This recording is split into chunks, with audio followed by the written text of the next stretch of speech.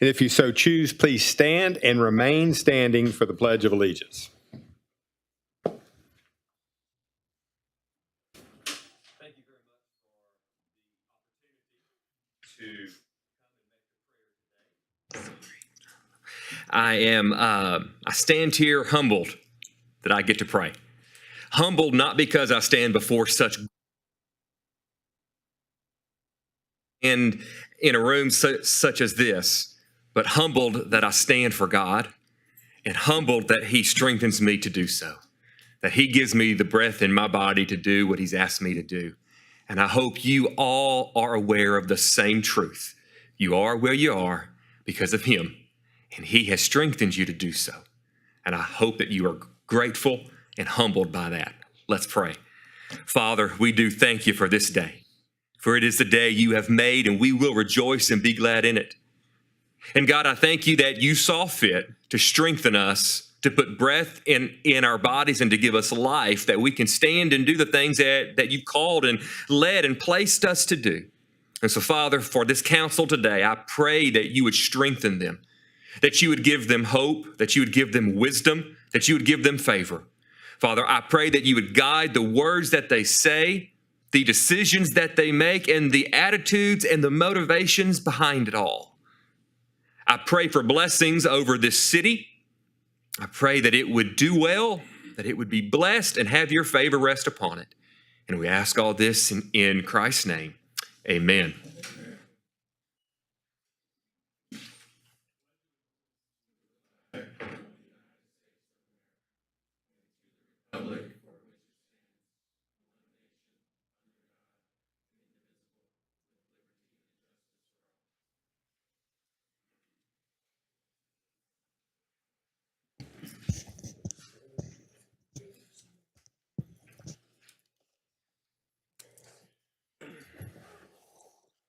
May I have roll call, please?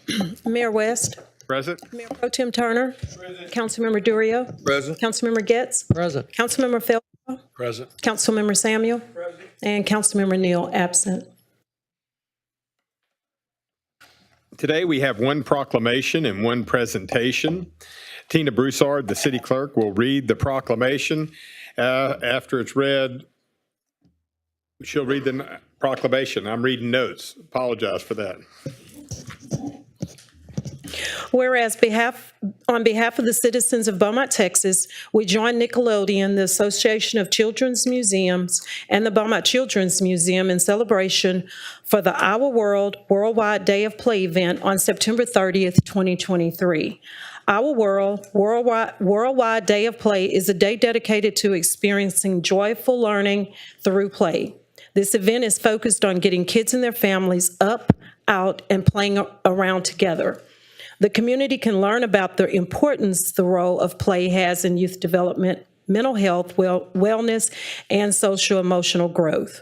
Beaumont Children's Museum will participate in Our World Worldwide Day of Play by hosting an event on September 30th focused on play and families. Beaumont Children's Museum Day of Play features opportunities to play through interactive games, races, creations, and more. Children and families are invited to participate and visit the museum on Saturday, September 30th from 9 a.m. to 4 o'clock p.m. Play is a powerful experience that enriches people's lives in museums, schools, homes, and beyond, states Arthur G. Affleck III, Executive Director of the Association of Children's Museums. Our World Day of Play is part of a network of more than 300 ACM children's museums who reach millions of families in North America. And the Beaumont Children's Museum is a vital collaborator in the Our World Worldwide Day of Play. And now, therefore, Roy West, Mayor of the City of Beaumont, do hereby support this day of play and events as a positive way to engage the wonder of young minds' imagination, to go out and play while learning together with their families, and designate September 30th, 2023 as Our World Worldwide Day of Play Day in Beaumont, Texas. Accordingly, the mayor has hereunto set his hand, and cause the seal of the city of Beaumont to be affixed, signed Roy West on this day, September 26, 2023. And accepting will be Amanda Yarbrough with Beaumont Children's Museum.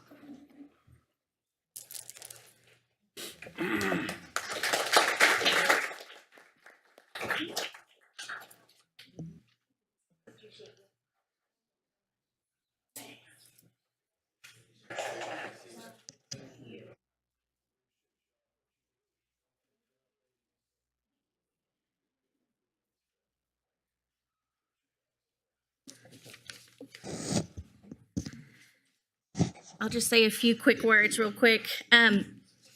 Play is our brain's favorite way of learning. You can play soccer or you can play a video game. Both are very, very achievement oriented, but play can, more importantly, refer to actions that are captivating and fun, active and challenging, self-directed and open-ended. In actions like these, this means children are having a good time, showing interest, moving and thinking and exploring freely, choosing what they want to do and how to do it. Our world, that is hard to say. Our Worldwide Day of Play is brought to us by Nickelodeon, our World Global Initiatives, and in cooperation with the Association of Children's Museum and us partnering the Beaumont Children's Museum. Like said before, there are 300 organizations around the nation participating in this weekend's Our World Day of Play, getting everybody out and playing. Through participating in this year's event, the Beaumont Children's Museum wants all families, churches, friends, and communities to get up, get out, and go play. All are welcome to join us at the Children's Museum this Saturday for our Worldwide Day of Play event, or continue playing with us next month at the 12th Annual Touch a Truck event and STEAM Fair on Saturday, October 21st. Join us anytime at the museum and when you see us out in the community as we work together to ignite the growth in relationships of children, families, and communities through interactive learning and play, while focusing on our vision to encourage and inspire children to think for themselves, confidently ask questions, question those answers, and understand the world around them. And for all the older children in here, remember these wise words. We don't stop playing because we grow old. We grow old because we stop playing. Thank y'all so much.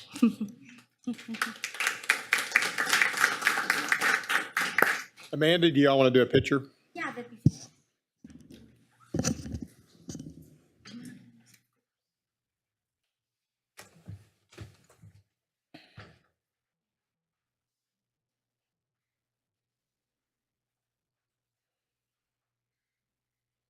All right, y'all in 1, 2, and 3. Excellent.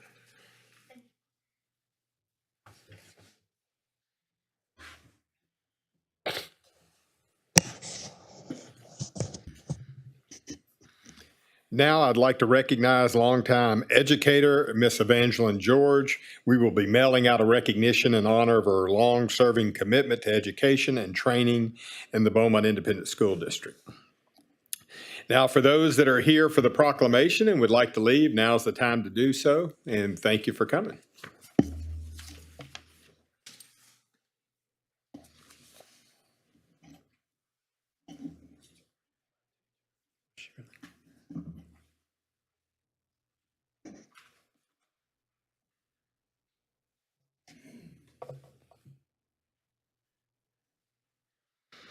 We have a presentation from Peter Backhaus to review the classification and compensation results and implementation by Evergreen Solutions.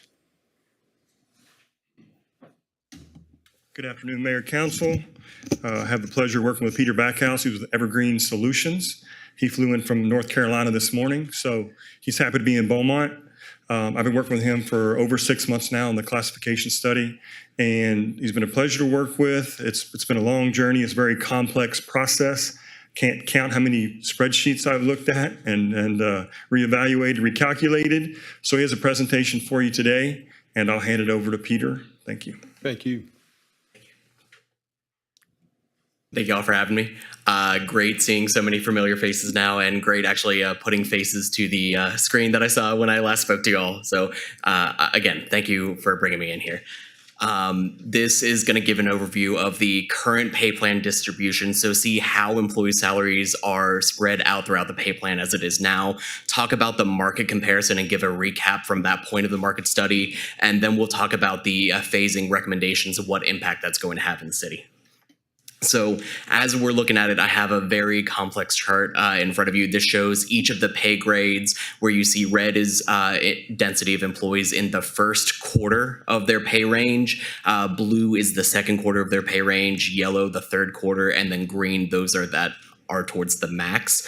So as we're looking at how salaries are distributed through the pay ranges as they're published right now, most employees, 66% of employees, are in the bottom half of their ranges. Only 13% of full-time employees are in the top quarter of their published pay plan. I believe that this is going to be an especially relevant point as we're looking at published ranges compared to published ranges in the market piece. So the results below that we've seen before, these show the market average comparisons at minimum, midpoint, and maximum for those ranges. There's both unadjusted for cost of living results and adjusted for cost of living results, and these are the averages for the city as a whole. So there might be classifications that were below some of these points, some that might have been above some of these points. And while the results indicate a positive differential in the midpoint or at the maximum, it's important to note that when comparing these published ranges to those of the other peers, employees' actual salaries aren't close to those published maximums. There were less than 10 instances where a salary was at or exceeding the maximum in the city as it is currently. So I wanted that to be a point of reference as well. So looking at the implementation phases, our recommendations are bringing the adjustments as a result of this study over 3 years. This allows adjustments as we're going along, a way to approach it that's fiscally sustainable and that can meet the financial means of the city. So year one, the approach that we're starting off with, it will move the starting wage in the city to $15 an hour. All employees are receiving a 2% across the board increase to their salaries, so they're moving a little bit further along as well. That was effective October 1st. In conjunction with that, specific classification groups are going to move to their year two ranges. So they're going to move closer to the market competitive rates that we were just looking at to start adjusting for that point. All city funds, so the general fund, water fund, solid waste, and so on, those are affected through this implementation. We can see the salary only cost impact of just over $228,000, the cost after TMRS and benefits just over $292,000, and then a total of 191 employees have been affected with those additional movements. Here is a very long graph that I'm not going to spend very much time on. You all have the handout available, but this is what the year one pay plan is going to look like. We can see the current ranges as they are with the city with that $15 an hour minimum established. So no major adjustments in year one. It's just bringing those minimums up and moving employees throughout. In year two, we're going to, yes, sir.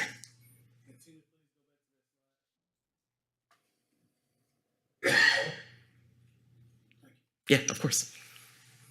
Now, year two, we're going to adopt a new full-time employee pay plan and transition classifications throughout those recommended ranges. It will adjust employees that are below those new established minimums up to their recommended ranges. And if there's a cost of living adjustment, I'm recommending the pay plan move with any cost of living adjustment. That way, it's not going to be 1 year behind as you're adjusting for cost of living for today's market competitive rates that we're identifying. The salary only cost impact of year two is just over $100,000. The cost after TMRS and benefits right now is just over $124,000, and this would continue to adjust 86 total employees. Again, that's bringing employees to those defined minimums as it is currently. The structure of the new plan, we can see here, we condensed the plan just a little bit from what it was, so grades ranging from 1 to 32 or 101 to 132, and there's a couple EMT and paramedic grades down at the bottom as well. We can see pretty standardized progressions and then much more normalized range spread, so the distance from the minimum to the maximum of those ranges. Then year 3, this is where a major leg of the impacts can come, and we have a menu of options available. You continue transitioning pay plans to the market competitive rates and move the pay plan based on any cost of living adjustments that will occur. Adjust employees to the minimum of their recommended ranges, and there's a menu of options for how you can continue further adjusting employees. You could adjust them based off of tenure, move them throughout those defined ranges based off of how long they've been with the city, or half tenure, credit half of their time with the city and move them throughout their range. That way there's separation, so the employee hired tomorrow might be a bit more separated than the employee that's been serving the city for 20 years. From there, the city has the opportunity to adopt a transitioning methodology that's going to align with its own financial capabilities and what the compensation philosophy is growing into. As we see the year 3 plan, this is not adjusted for cost of living as of right now, but these rates are what those market competitive rates would be. Again, if you increase any cost of living, all scales would move along just a little bit further. And with that, that is everything that I have here. Do you all have any questions on this content? Yes, sir.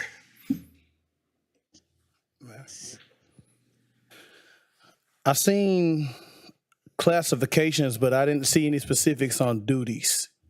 So how do we justify that difference?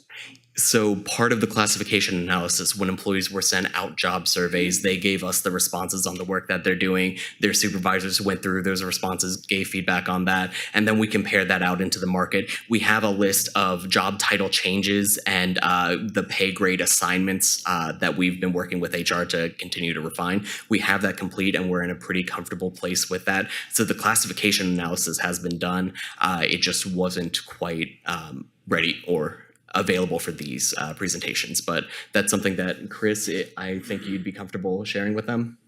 Sure. So part of the compensation study was to evaluate jobs and the duties of those jobs. And, what we lacked with the city, we haven't done a study like this in over 20 years.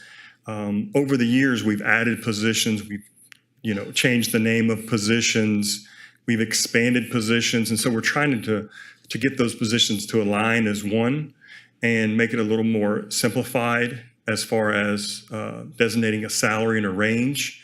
So we'll continue to work on that. As you know, it's a 3-year approach. We're making some changes this first year with the compensation, as with the 2% and the $15 minimum and the other movements.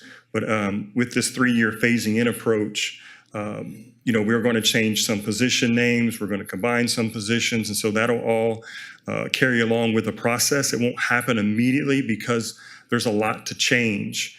Right now, we're going to be doing the 2% cost of living. Then we have to bring up those that are under 15 to 15. And then we have to enter action forms to make the changes to those positions that were designated underneath their ranges. So a lot to do in this next couple of weeks. And then we'll take some time afterwards to refine the positions. But as Peter was saying, they had interviewed clusters of employees, certain supervisors, to get a good idea of what each position does at the city.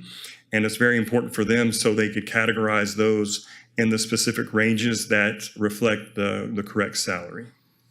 That is the point that led us to putting them into that pay plan that we saw for year 2 and year 3. We can rearrange it based on that work and give some hierarchical separation. And I understand that, but even with the pay plan, my concern, Mr. Williams, is I would like to be privy to the duties as well when we look at these pay plans, because we just did, our cost of living increase, and I would have felt more comfortable seeing the data and the duties prior to the cost of living increase, just to look at the ROI. I want to know, what all factors did you all consider in the study? Sure. So there was a list of compensatory factors that went behind every job: the leadership, the decision-making that the roles have with not only their department, but the impacts to the city, the levels of working conditions that they may be subject to.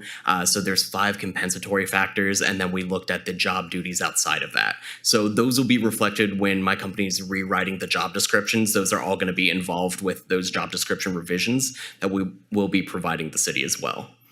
And longevity pay, a few years ago, I know it was recommended. Is there any recommendations that it could possibly be brought back, or what did y'all see from that? In the year 3 options, one of the escalation methods was on the basis of longevity, so overall tenure or half tenure. So that's something that is a great way to move employees throughout their ranges in a consistent approach.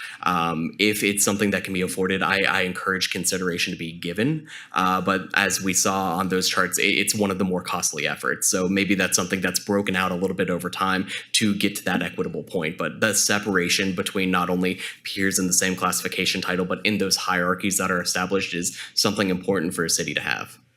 Okay, and lastly, Mr. Williams, I just would feel more comfortable seeing the duties because my specific emphasis, I kind of was doubling down on. It's just kind of alarming that we had 66% that kind of not where they need to be. And I noticed when we first started going over this, we were saying it was 14% that was at that level or higher than what was desired in comparison.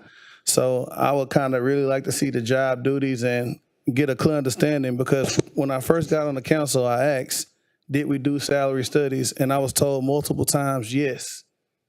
Now we're saying that we haven't did it in over 20 years. That's extremely alarming to me, because we're raising salaries at the same rate yearly, and we don't have anything to really go off of. So for me, that's extremely alarming. I asked when I did first get on the council, I was told we had them.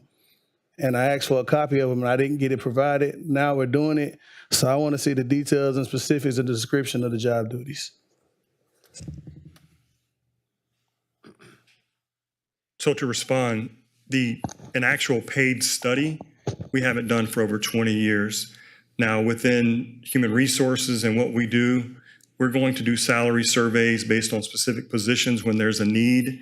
If you have a lot of employees maybe leaving a certain position and going to another city or going to another entity, we're going to look at the reasons why, look at the salary. So internal processes, we have done salary surveys, but actual third party, this is the first time in over 20 years that we've actually put this together. Councilman Getz. When you refer to market studies, are you talking about going out into the market to see like-size city employees in other cities, or are you talking about in the private sector as well? It's primarily public sector based, and it's looking at comparators and competitors. So the competitors, nearby entities that would be within a reasonable distance, those that you're actually competing with in the job market, and then the comparators like size cities, maybe across the state or even across the country. Those are the ones that we're primarily observing. We did give some consideration to the private market because we understand its presence for key roles here at the city, but this was primarily looking at the public market. Well, I think it's important to also look at the private marketplace to see, how we're comparing with job availability and salaries in the private marketplace. Is there a reason why you didn't look at that in more detail? So one of the things that I mentioned was that we did look at it for hot button items. So the equipment operators, the automotive technicians, areas like that we understand primarily compete here privately rather than publicly, we gave those considerations too. So we did a smaller portion of the study in reference to that, but holistically, it would be a different analysis to look the private compared to the public. And as we were discussing that with the city leadership, it was elected that primary basis of the public was going to be the best way to approach the analysis. Did you just compare with local cities, or did you look at similarly sized cities throughout the state? We looked at similarly sized cities throughout the state and the local ones as well. It would behoove us not to look locally, but Beaumont is a little bit on an island where there's no area quite like it in the immediate vicinity, or no entity quite like it in the immediate vicinity. So we wanted to ensure that entities that are experiencing similar conditions as you all would also be a factor in that. Did you look at Baytown? Yes, Baytown was observed. Well, like Councilman Turner said, this doesn't mean a lot to me without it being tied to job classifications and job titles and duties. So I would ask that that be provided so that we can get a better picture of it.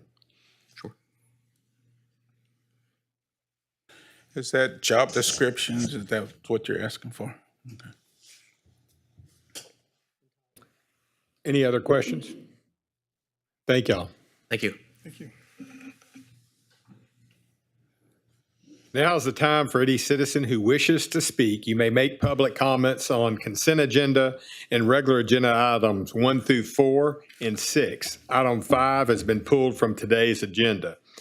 Item number 7 has already been heard in a joint public hearing during the Planning Commission meeting and is not available for comment. You may also speak on matters of public concern. Please be reminded, as of October 1st, you will only be allowed to speak at the beginning of the meetings, but today public concerns can be at the end too if you'd prefer to wait, but you only get to speak at either the beginning or the end. The city clerk will call your name when it is your time to speak. When you approach the podium, please say your city and state. We would appreciate it we ask that you keep your comments to 3 minutes. The green light will come on when you approach the podium, and the red light will come on when your time is up. Mayor, before we call the first person, item 3 has also been pulled from the agenda. Yes.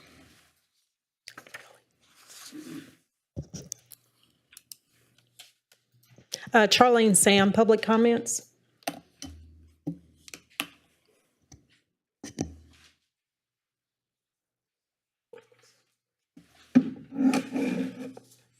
Problem, the cat ordinance. When did this start? Last year in August 2022. We are now where? In September the 26th of another year. And we still have no solution. The only response I got back was from Ward number 2. So I don't know what's going on with the rest of you. This makes no sense. That we have cats on the loose. Now, who is running the jungle? The lion. What is a lion? In its simplest form, it's a cat. Now, that lion challenges an elephant. So, in essence, we got little mini lions running loose, challenging me, the human, at my own house. And y'all don't have no solution for this. I really just don't understand it. But you say this is the best way to get things done. But I've been talking to y'all for over a year. Of course, we know that excludes Mr. West. So what are y'all gonna do? When is the cat ordinance gonna make it to the agenda? I really don't know. But this ordinance has allowed cat owners to be negligent and irresponsible. It has created several problems. Entitlement from cat owners who gonna tell you what to do at your own house behind their cats that shouldn't even be there. Just their animals just running wild, just everywhere. Y'all have no answer. You have no solution, like I said, except for Ward number 2. Now, they also are unattended, and they producing cats that they don't want, dumping them. Y'all saw that on the news. So what is that? Irresponsibility. And most of all, citizens have to spend our money, our time, our energy to deal with other people's animals. Somebody up here was lacking in wisdom. This free living ordinance, it needs to go. These pet cat owners, they need responsibilities. They need to be responsible for their own cats. And these cages, they not free. This lady across from me got 6 of them. Now you multiply that time to feed. That's $600 for 5 days. Well, 1 day. Then you multiply that, if it can take a week, times 5, that's $3,000 for cages, for cats. That's not mine. You need to put this on the agenda. Thank you. Jim Broussard, public comments. Am I able to speak on the work session? Yes, sir. All right. Jim Broussard, 2000 McFadden here in Beaumont. I'd like to comment on the work session item, sanctioned encampment strategy. And I hope by now all staff, excuse me, Mr. Mayor, thank you for having me. Council, city staff, thank you. I hope all council has had an opportunity to review very obtainable and straightforward guidelines for establishing a homeless campsite. By this time, we've had an opportunity to see that. I use the term first step campground instead of a homeless camp. I have attended a number of homeless coalition meetings, and it is a consensus of the nonprofits, multiple nonprofits, that attend these meetings that a homeless campsite is desperately needing. This camp would allow the nomadic or transient population a place to exist in an environment with a lifestyle they wish to live. That's very important. Ultimately, removing this population of from the situationally homeless population that truly needs assistance and help. As you form a strategy, I ask council to first come together as a group and designate a spot, designate a campsite. Once this designation has been made, please utilize the very well-organized homeless coalition that's been in place for 2 years. These groups are wanting to help, they're wanting to move forward, but if we did it in reverse, if we tried to put together a strategy without having a spot, it's like building a home, house plans, but we don't know where we're going to put it. So I'll just ask that we made common sense to me that the city come together, council, designate a spot, then solicit the homeless coalition group for support. Thank you. Thank you. Martha Chisholm.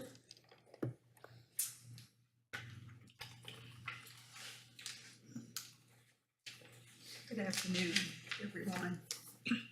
My name is Martha Chisholm. I was here last week. Let me first acknowledge Pastor Felshaw, Mr. Semino, who's not here today, Mr. Down, and Mr. Down's secretary.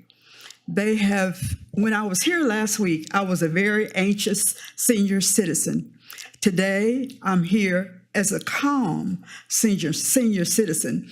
There was a lady in here last week who said, "Don't worry, baby, they're going to take care of your problem." I could immediately feel the Spirit of God come upon me, and I knew that it would be taken care of. When I walk in here today, I can feel a different spirit. Forgive me, I'm senior and my speech is not the best. So I know they have started on my problem. Before I left the building, Mr. Semino, Pastor Felshaw made sure I went over there to get started on the solution. I had been calling up here for months at a time. Well, not months at a time, not up here. I had been calling and spoke with a young lady that worked in the back. All she would tell me was, go look around your house and see if there are any leaks. There were none leaks. I don't know anything about plumbing. I was a nurse all of my life. If you have a cardiac arrest right now, I may be a little slow, but I can get you going, okay? So I didn't know what to do for a leak, okay? I had no idea. The minute Mr. Semino sent me to Mr. Downs and Mr. Downs' secretary, they got it figured out. So it's not completed yet. I have had the work done, and I'm so thankful for you, Pastor Felshaw, and the other council persons who was in agreeance with me getting this done. So thank you very much. Thank you. David Pete.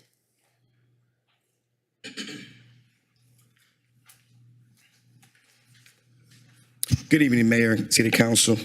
Let me first say, on last time I was here, I spoke about how the city needs to be more transparent about what they're doing.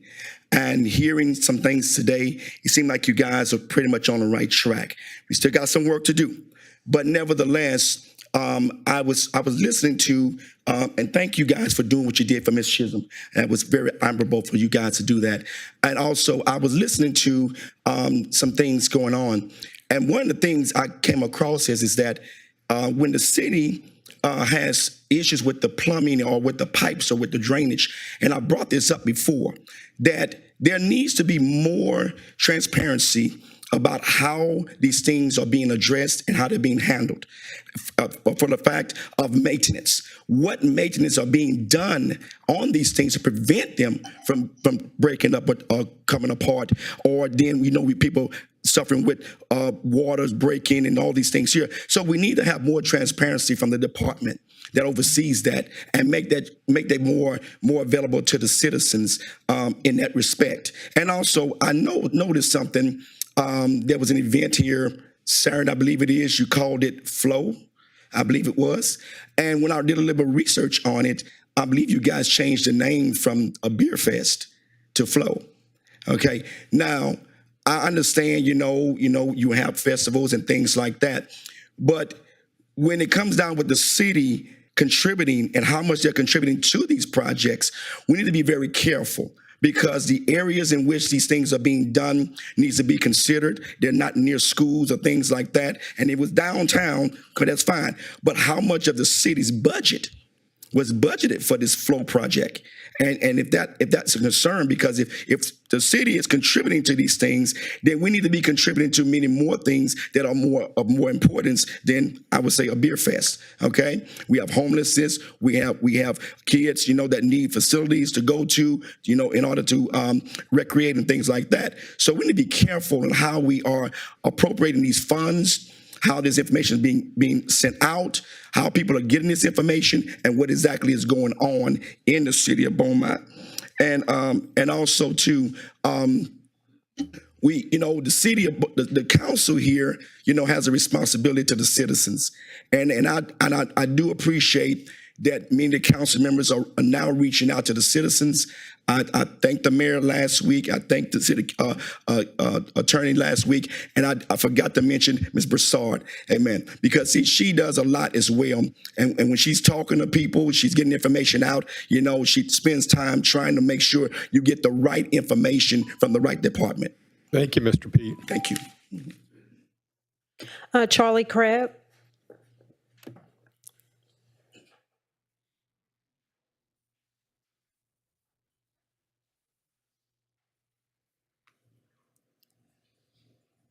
Good afternoon, Mayor West, Council, Mr. Manager, and department heads, and all support staff. My name is Charlie Crabb. I reside at 928 East Drive in Beaumont. There was a very interesting article in Sunday's Enterprise describing Vision 2035. I want to thank Jim Broussard and his committee for their time and work. This is obviously a professional plan of SWA. I doubt that I will be around to see the completion of the plan for one reason or another. I lost my place. I know a committee is told dream big at the start of the planning. Then you have to be realistic. What will our citizens support? That is the major question. We need help on that question. The event director, Emily Weaver, should be given that question. They may have observed in the past, you may have observed in the past few years, the citizens love festivals. They love food trucks. We need a large Ferris wheel near the river. There should be other carnival rides included. Make downtown a festive place for people to come every weekend for food and activity. During festival time, add other rides. always have food trucks available with their on-the-spot good food closed down after July 4th until October 1st due to the excessive heat. This is the report of the Crab and Vision Committee. Sad to say, only one member was present at the above conclusion. I want to second Councilman Gett's statement in the Beaumont Enterprise. The people must vote on Vision 2035. Councilman Durso, I didn't review your statement in the Enterprise. I'll come back at a later time. The Park Restaurant, let's see, dadgum. The Park Restaurant turned out to be a nightclub. Please shut down the nightclub session. This is something occupied. Thank you, Mr. Crab. More later. Thanks for listening. Manish Verma, item number 4 on the agenda.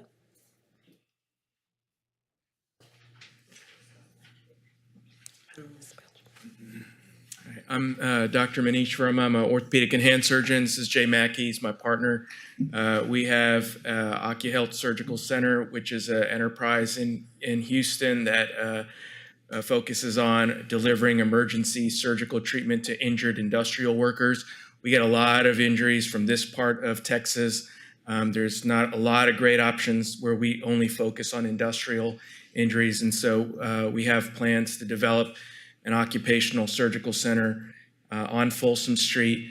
We just need a little bit more time for our capital campaign, and we're ironing out the kinks of our primary business model in Houston so that we can bring it here. We already get a lot of patients that are working for the large refineries from this area, Nederland, et cetera, so I think it would be a great asset. So if you guys could give us a little bit more time, it would be really advantageous for the community. The property's already permitted. We've already, spent the capital that we've allotted for the architectural component of it. So we plan on moving forward with it if you guys can allow us the time. Thank you. Thank you. Thank you. Tony Lagon. Hello, my favorite council members and mayor. I didn't bring any cookies today, guys. I just came because I want to pass out my cards. If the clerk would just pass them down. Near and dear to my heart is the homeless situation. As you know, I missed the last meeting that we had because I was dealing with something else. But it was a woman in the Bible that kept coming to a king with the request, and she just kept bugging him and bugging him, bugging him, until he said, just give her what she wants. So I'm coming to say, it's a lot of homeless people. Building, building, building. Give me what I need to help the homeless. Thank you. Thank you. That's all I have, Mayor. All right. Is there a motion and a second for approval of the consent agenda? Move to approve. Second. There's a motion and a second for the consent agenda. Any discussion? All in favor of approving the consent agenda, please signify by saying aye. Aye. Any opposed? The motion is carried.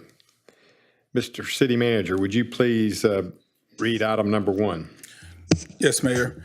Council consider a resolution approving an ordinance to amend Article 6.10, gaming sites and gaming machines.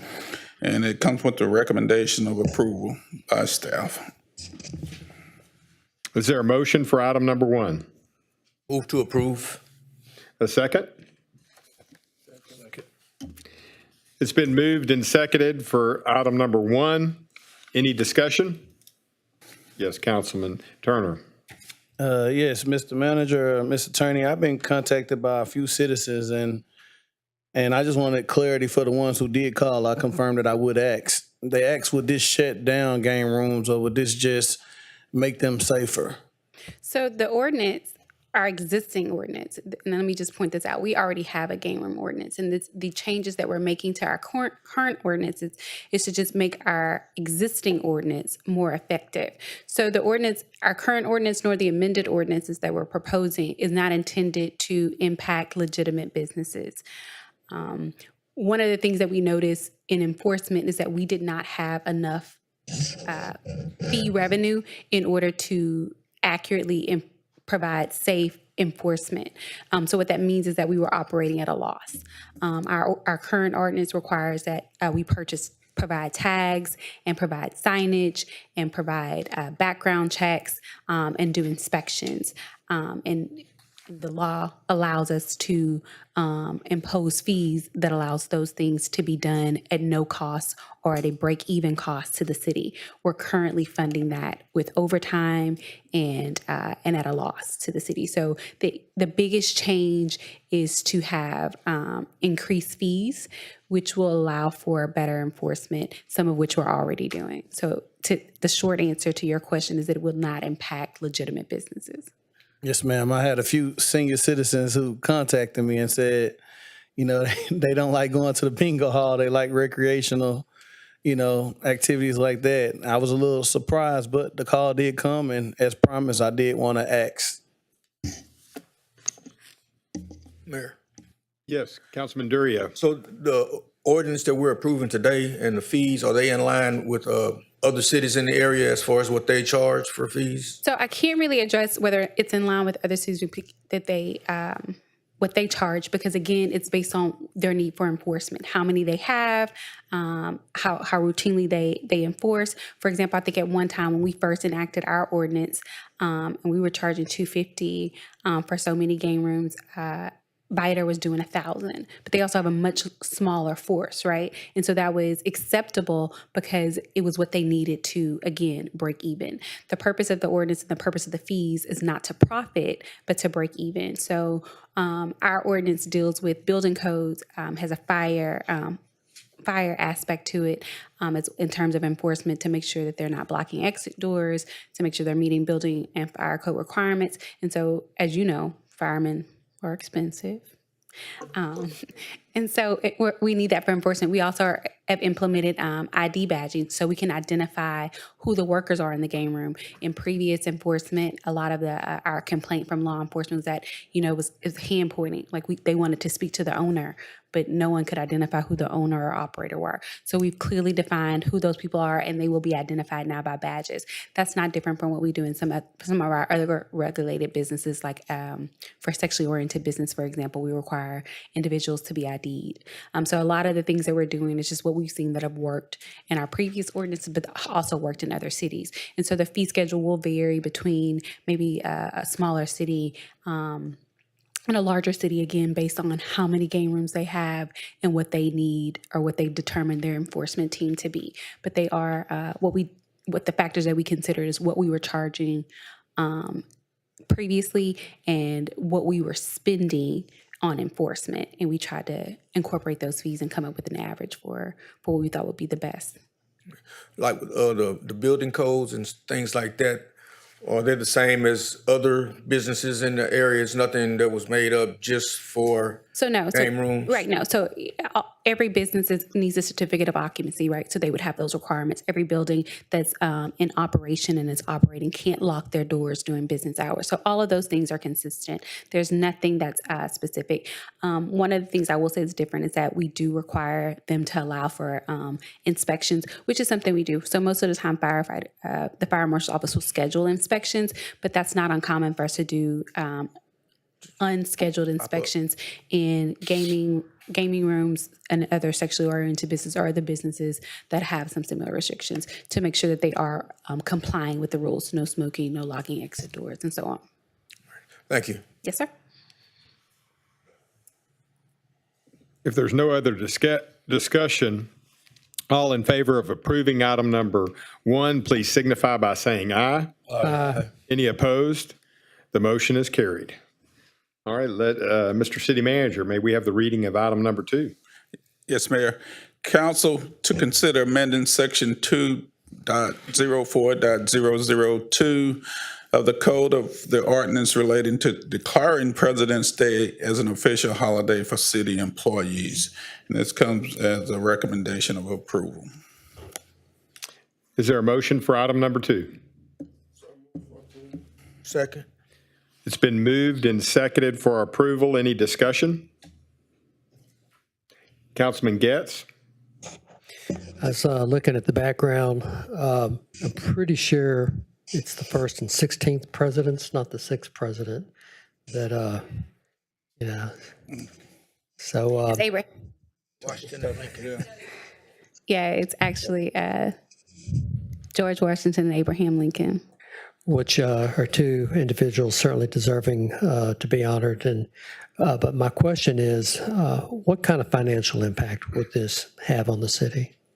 I don't have the exact number, but I will say, and I can get that. But you know, after being here for a year, I'll be bringing some things to council based upon observations. And one of them, I think we need to do more for our employees and their well-being.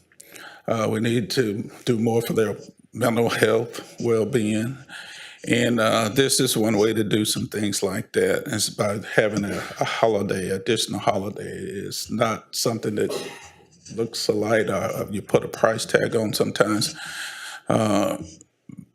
But it helps morale. We need things to do to put our employees in a good place with morale. You know, as we were working last President's Day, we were so quiet here at City Hall, and it's like we the only business open here. And staff thought that was funny, but it was really quiet. But as you look at it, there are other organizations that get President's Day. Jefferson County is closed for President's Day. So, you know, we don't have those people to interact with. The state of Texas is closed for President's Day. The city of Nederland's closed for President's Day. So we actually want to be a leader, but we want to provide things that's ideal for our employees. We want to provide things that are going to be good for morale. But we're still open. We're still open as a city.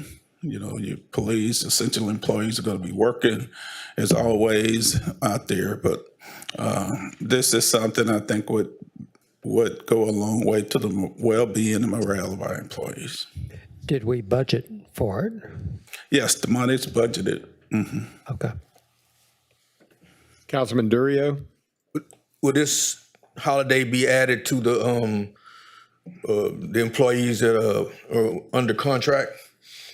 Whatever our existing policy is and how they handle a holiday, it will pertain to them like any other holiday. So the answer is no. Our police and fire are contract, so they would have to add it to their contract. All right, thank you. All those in favor of approving item number 2, please signify by saying aye. Aye. Any opposed? The motion is carried. Mr. City Manager, may we have the reading of item number 4, please? Thank you. We're skipping 3. Council consider a request to extend the deadline to allow an ambulatory surgery center at 6510 Folsom Drive as approved in September of 2021. And it comes with recommendation. Administration recommends a new deadline of September 26, 2024 with the following condition. All building and fire codes related to the use must be met. And it comes with recommendation of approval with that recommendation. Is there a motion for item number 4? So moved to approve. There's a motion and a second for item number 4. Any discussion? All in favor of approving item number 4, please signify by saying aye. Aye. Any opposed? The motion is carried. Mr. City Manager, may we have the reading of item number 6? Thank you, Mayor. Council consider a resolution approving the write-off, 6, I'm sorry, skip 5. My apologies.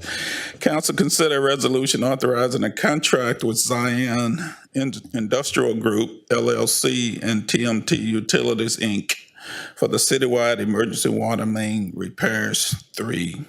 And it comes with approval, with the recommendation of approval. Is there a motion for item number 6? Move to approve. Second. It's been moved and seconded for item number 6. Any discussion? Yes, Councilman Turner.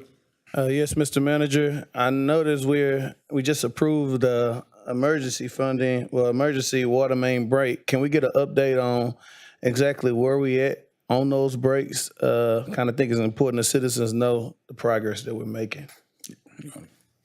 Go first. Kind of stepping in for Mike because he's out. As of his report yesterday afternoon, we had 158 total outstanding leaks. So we're continuing to make progress. Just for a reference, the peak, we were at 268 outstanding leaks. So we're continuing to bring that total down. And throughout the system this morning, the pressures were good and we had good levels in the elevated storage tanks. At this pace, Bart, do you have like a projected timeline when we may be close to being back at 100%? If we could get out of the drought, we might be able to predict it. There's been days we've taken, around 6 to 7 leaks off of the total, but it all depends on how many more new ones are coming in. So when we get those additional leaks, some days we don't gain as much. So it's kind of tough to pin down an exact time to get down to a more normal amount of leaks that we see. But we are bringing it down. The trend is down. And lastly, just wanted to thank Mr. Williams and staff for reaching out to the state to get some emergency assistance that came down and actually did some work to help us get caught up for free of charge, to my understanding. So I just wanted to compliment you guys on that. Thank you. And they were tremendous help. Mustang SUD, Special Utility District.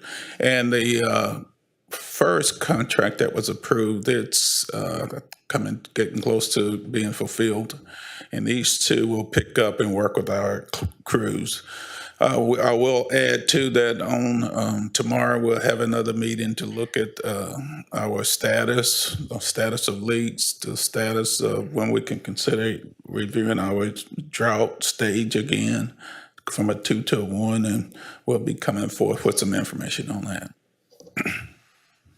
Councilman Getz and Councilman Felshaw. Bart, not really related to this topic, but following along those questions, how many leaks have we repaired so far? Yeah, I don't have that number firmly in mind because that's really Mike's area. I know last week or so he said it was north of 400 and something, I believe, is what he had told us. Okay. My question on this topic is related to Starship Conroe LP, which I see that of these that we're writing off, that's almost half, $22,028. We're not on item 5. We're on item 6. We pulled it out of 5. Yeah. We pulled 5. I'm sorry. Okay. I started reading this one, Did we pull 5? We pulled 5. Yeah. Okay. All right. Great. Never mind.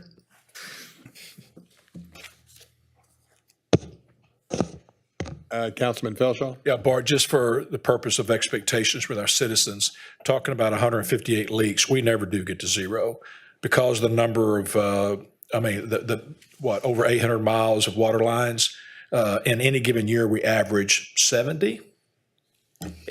We may have 50 to 70 leaks on the books. It really depends on the time of year, though. If we get into the winter months and we're not in a freeze and the ground stabilized, and we may get it much further down. But you're right; it's rarely to never at 0 for number of leaks. So just our expectation should be from not coming from 158 to 0. It's from 158 down to 50. If you had another 100 leaks fixed, we would be back to average. Basically, the expectation would be to get it down to a normal level, which would allow our standard number of crews to repair the leaks as they occur, which is normally 3 to 4 water repair crews on duty at any given time. Right now, we're up to 10, sometimes 12 repair crews working to get the numbers down. Yeah. Thank you, Mayor. Councilman Turner. And Bart, I see a few lines that say no bid NDB, can you kind of explain what that actually means? Well, what we did on the first contract is we put it out and we allowed to just bid an hourly rate, which is what the first vendor that came on board and was helping us out was doing. We changed the way we put it for this release of the bid contract. What we asked for were bids, fixed bids for certain size line repairs. And so it allows the contractor to bid on the items that they want to repair. They can limit their size line that they want to work on. And one of these two contractors had specified they don't want to do anything under concrete, which is fine. But what that does is it opens up the field to more vendors that maybe can't do all of the work, which was what the first contract was put out for, but they can contribute in certain areas. So we'll just assign that vendor the items that they bid on.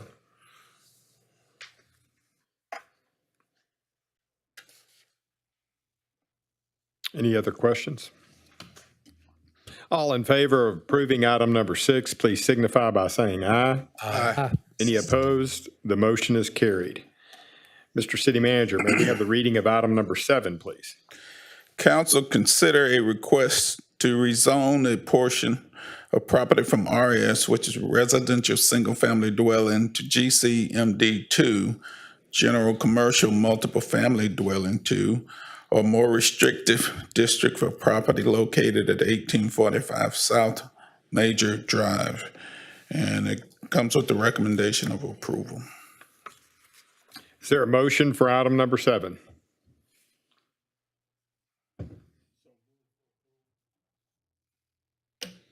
Second. It's been moved and seconded for approval for item number 7. Any discussion? Councilman Getz? Chris, what is this exactly? So this is a rezoning request for the property, and I think if the city clerk can maybe scroll the screen up a little bit.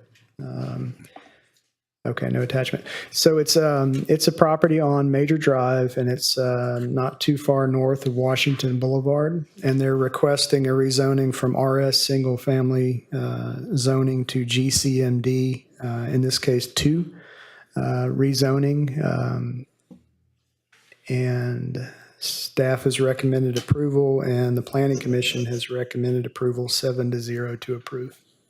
And what is this?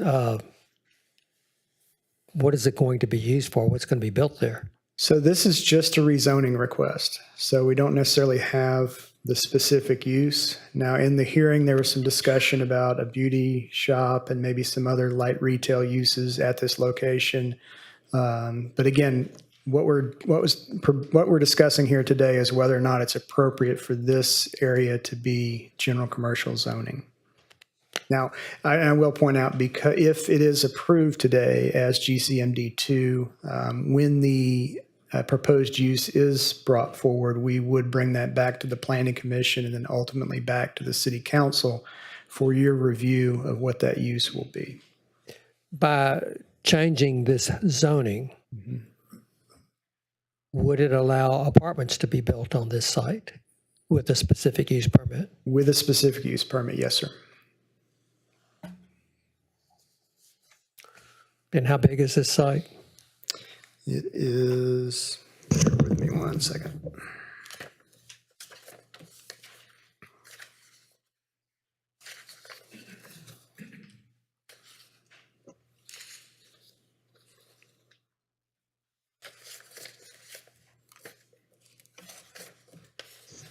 .15 acres.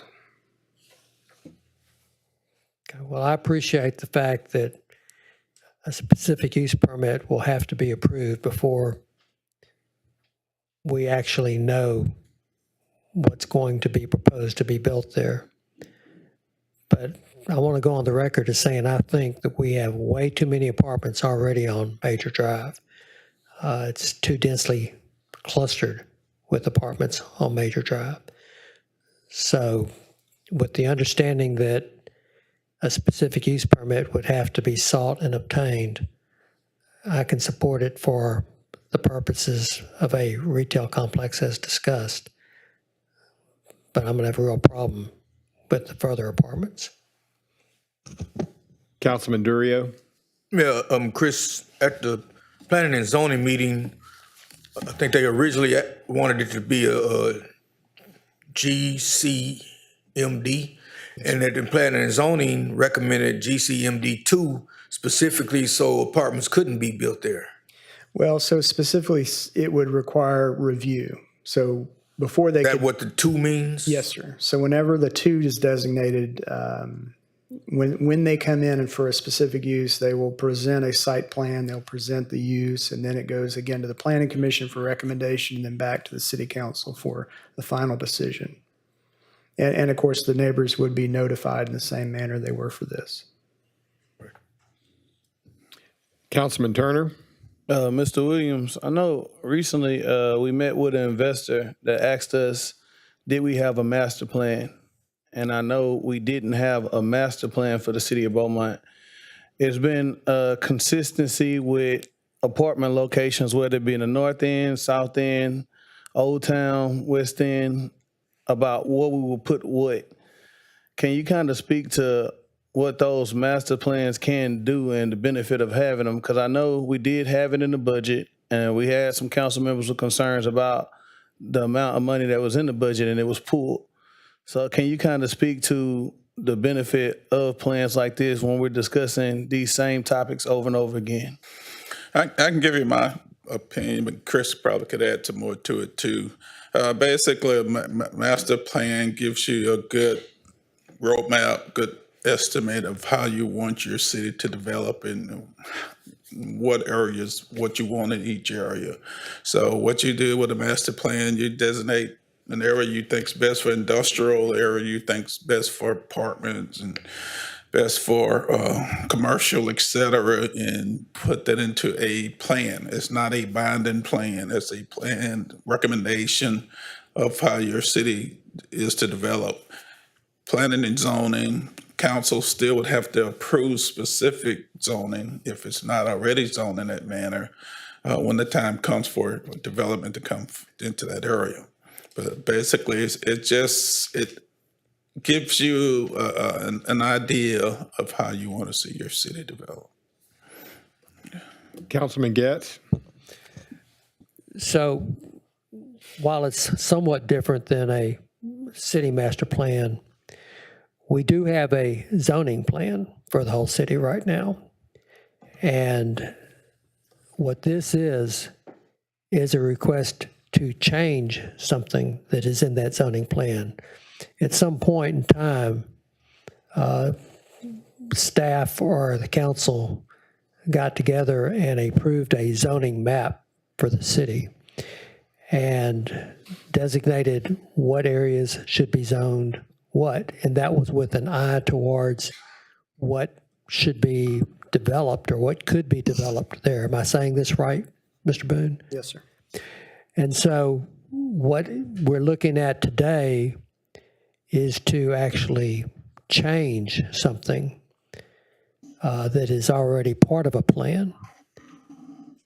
And the part of the problem I've had with this is that for the same reason that I spoke against changing the plan a few weeks ago for some apartments to be built on Major Drive, is that people look at that zoning map when they make decisions about building their houses or buying a house in an area that is zoned residential single family. And if we come behind later without some really pretty good reasons to do so and change that, you know, people that have bought their house or they have built a house in a residential single-family neighborhood are going to feel somewhat betrayed. And they're going to be mad. And I don't blame them. So we should not lightly agree to rezone unless there's some pretty compelling reasons to do so. That's how I feel about it. Mayor, just real quickly to comment on some of the discussion. We do actually have a comprehensive plan that was adopted. However, it is many, many years old. And so I do think, as we talked about, we do want to try to work towards having a citywide comprehensive plan update here in the near future. As Councilmember Getz mentioned, the comprehensive plan is more of a general vision for how you want the city or a particular area to develop. The zoning plan is more the mechanical, the teeth to try to get you to that plan through ordinances and things like that. And I think I mentioned this before, it may be that because we just, as y'all are aware, we get a lot of requests for rezonings along Major. There's a lot of activity. So, perhaps in the maybe coming months, it may be wise to perhaps do a corridor study of just along Major to look and see, just because the amount of development, the amount of requests we're getting as something until we can get a citywide comprehensive plan, which will take time, a lot of time. But it may be something we want to look at maybe in the coming months, is the corridor study, again, for council to take a specific look at this specific area just because we're getting so many requests. Councilman Turner. Specifically zoning, Mr. Boone, can you tell me when did we as a city specify the zoning that Councilmember Getz spoke of earlier? And my reason for asking is, citizens requesting, they're doing different things with land and asking for different requests. I think the timeline in which the last time we looked at zoning is very important. So when was the timeline that we looked at this zoning? Well, this particular property, I don't know. We could look that up for sure. But we've had zoning in the city since the 40s and 50s. So basically, we're still operating. Yes, this particular area is probably more recent than that. But with zoning, there's a certain expectation, but there's also an expectation of nothing is forever, and depending upon the priorities of the council and the community, that could change.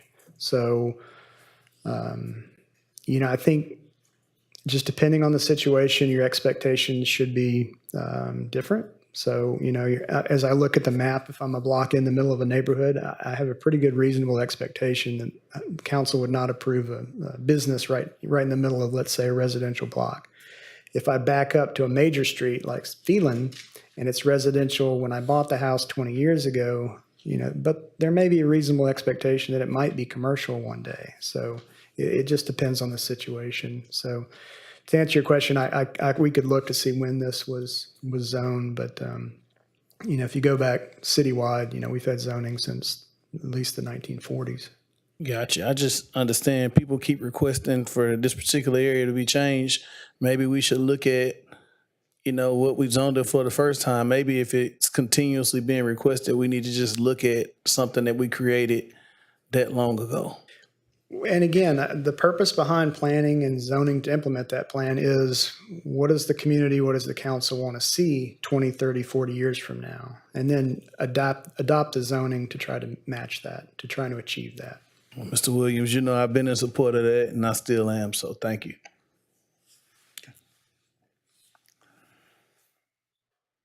All in favor of approving item number 7, please signify by saying aye. Aye.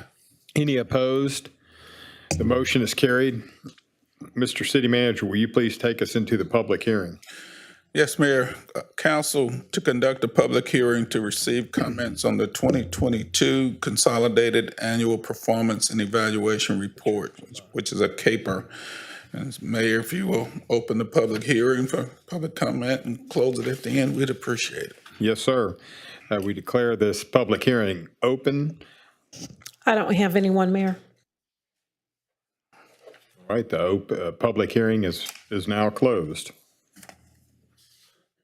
Is there any other discussion of the public hearing? All right, now the public hearing's closed. City Manager, please take us into the work session. Thank you, Mayor. Review and discuss the city's sanctioned encampment strategy. City Manager Chris Boone will lead us in that discussion.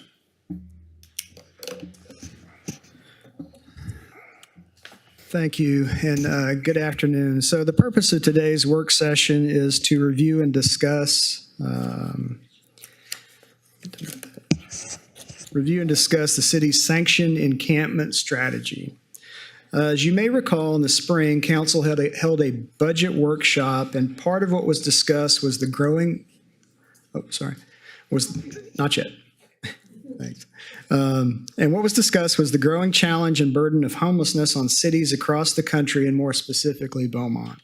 This is increasingly a challenge due to HB 1925 that mandates that cities address encampments on public property, but limited how we can do that. And again, we have little funding to work with. Since that budget workshop, the council has included some funding in the upcoming FY24 budget. So we are conducting this work session to get further guidance from the council on this matter and discuss the next steps. No, thank you.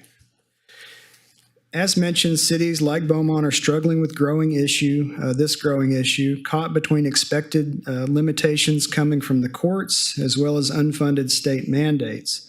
As such, what we're discussing here today, is not a guaranteed solution. And so what I've shown here in this slide is just some of many headlines that you can find online where cities across the country are struggling with the challenge of homelessness. Specifically, if you look to the bottom left, I'll read Portland's first sanctioned homeless encampment backfiring, drawing more to camp on its borders. The top right, Portland's first city-sanctioned homeless camp has been open for nearly a month but isn't full. Here's why. And I show you these headlines not to be alarmist, but just to show that cities are really trying to struggle with how to address this issue. Specifically on some of those headlines, they may establish a particular camp and wonder why the camp is not full. They may establish a camp and see that an unofficial camp has now grown up around it. And so, again, cities are struggling with how to deal with this. Next. So I'm just going to talk a little bit about some of the camp types. Of course, as we talk about trying to provide some additional housing options for our homeless population so that we can comply with the state mandates and cleaning up some areas of the city, of course, before we talk about camps specifically, we should mention that there are specific shelters, so full shelters like the Salvation Army provides in our city. But another option, as we're going to talk about here today, are these sanctioned camps. So the first kind you can see here is what's referred to as a primitive camp.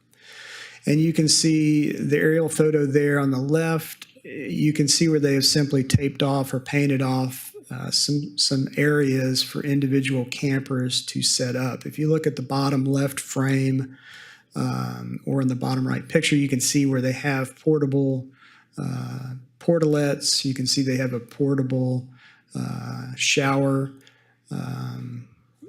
unit there, and then you also see some additional tents for some additional services. The top right photo, of course, is a similar setup, except it's in a kind of a more greenfield setting outside of an urban area. Next, Tina. So in terms of primitive camps, what do you have to provide to set one up? So, of course, you have to have a site. You have to have, and again, as I go through this, I should mention that, as part of House Bill that prohibited camping on public property, the state also said, well, the cities and counties, jurisdictions can set up a camp. However, it has to be approved by Texas Department of Housing and Community Affairs and what they call a HIC, or Homeless Individual Camp Permit. And part of that review by the state is that you provide certain basic services, like if you look in number 2, Hygiene doesn't have to be permanent. Toilet and showers and washing stations, but it can be portable, but it has to be some basic services like that. Have to have access to services. So you don't have to have direct access, but the population has to be able to get to indigent service, health services. And so part of the solution to that is access through the transit system. And so they require a half-mile access to our transit system. I will say that in reviewing the TDHCA guidelines for a HIC to date, as late as last week in communicating with TDHCA, no cities or counties have an approved plan as of yet. So you may hear of some other camps that are operating within the state of Texas, but those predated the bill in question. So go ahead, Tina, thanks. So apart from primitive camp, which in my mind would be more tents, this is another version of that, which is more of pallets. You'll see you have some companies out there that are providing solutions that are certainly more substantial than a tent. And so we've included this as a potential option. Again, you're going to have some basic infrastructure to set these up. Sometimes you'll see them described as tiny home houses or tiny home villages, but these are more prefab where they can come on site, set them up very quickly. You can see there's cost estimates for 25 units, and they have a variety of different layouts. Some, if you want to pay extra, you can have lighting and air conditioning, heat. Some even have toilet and shower hookups. But you can see it's just a little bit more certainly than a tent. If you look at the bottom left slide, again, as we talk a little bit more about costs here in the next couple slides, what's not included in that is security. The state does require that camp have access to security, no less so than they would have in any other part of the city. And then they're mentioning the installation and the management. So as you look across the headlines or research other cities, you'll see sanctioned camps setting up, and then you will see them shutting down. And then you will hear about issues they have. The question is, how do you, if you set it up, somebody's got to manage it to have any degree of rules and regulations. So again, those are all kind of pending. Next, please, thanks. So again, just an attempt to take look at estimates of what the two different types, again, the primitive, which would be more like a tent, versus the pallet, which would be a little more substantial. You can see the initial cost on a pallet would be higher, but I think you'd have less cost associated with the maintenance of especially the hygiene services. So the initial cost on the primitive camp might be less, the pallet camp might be higher. But you could have some combination of both. And then again, at the bottom line, you see the operational costs, and that's where we have a question mark. So still pending. Next, please. Thank you. So in terms of available funding, as I mentioned, FY24, council has authorized $250,000 general fund.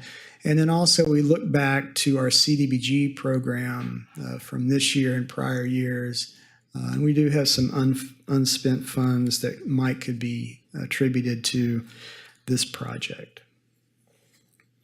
So again, we're coming back to council after the budget workshop, after y'all have allocated some funding, to start talking about what options we can start looking at so that staff can start moving towards a solution. So again, as we've looked across what other cities are doing, again, with mixed success, but everybody's struggling.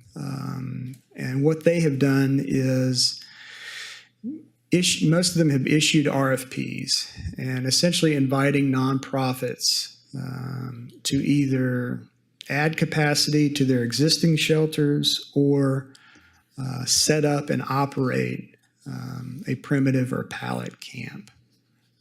So again, in my mind, it would be coming up with an RFP, which would be a request for proposals, which would be, this is what we're looking for from a nonprofit to perhaps provide 25 housing for 25 individuals that complies with the state HIC plan. And perhaps it would be a pilot program where it would be 1 year in duration with 1 or 2 additional extensions to ensure that it works out okay. Next. Another option would be, again, issue an RFP for just the operation of a camp, where the city might identify a site, set up the camp, and just pay a nonprofit rather to operate the camp in accordance with all those rules. Next. And then finally, another option would be for the city itself to set up and operate a camp with city staff. But just my opinion, again, looking across kind of the nation at what everyone's struggling with, looking at our resources, our staff,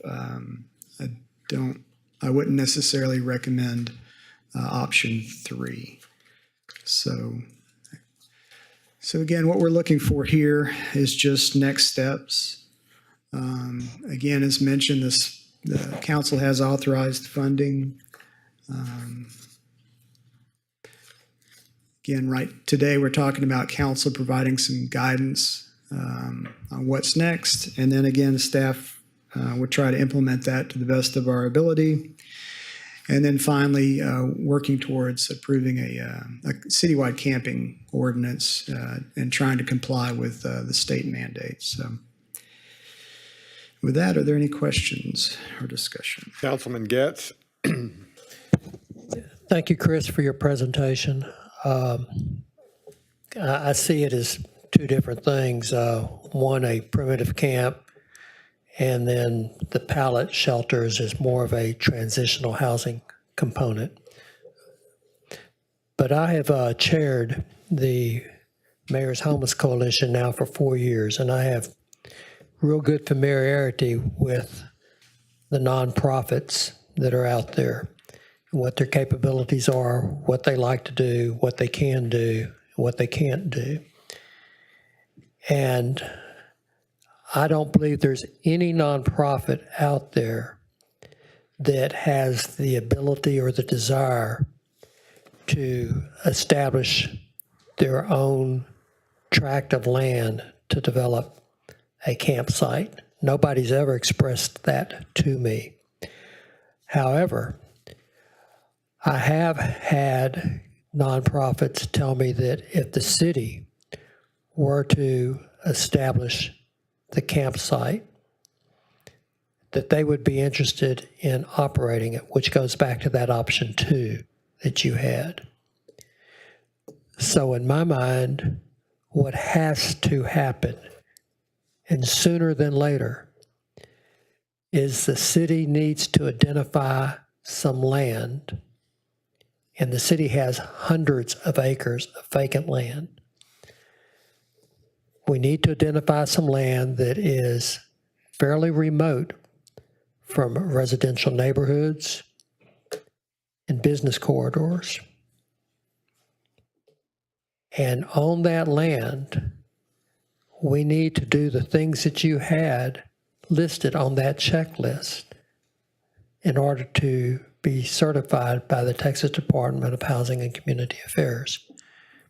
Those things, as you mentioned, include potable water, hygiene, such as toilets and shower trailers, electricity so they can recharge phones and have some lighting,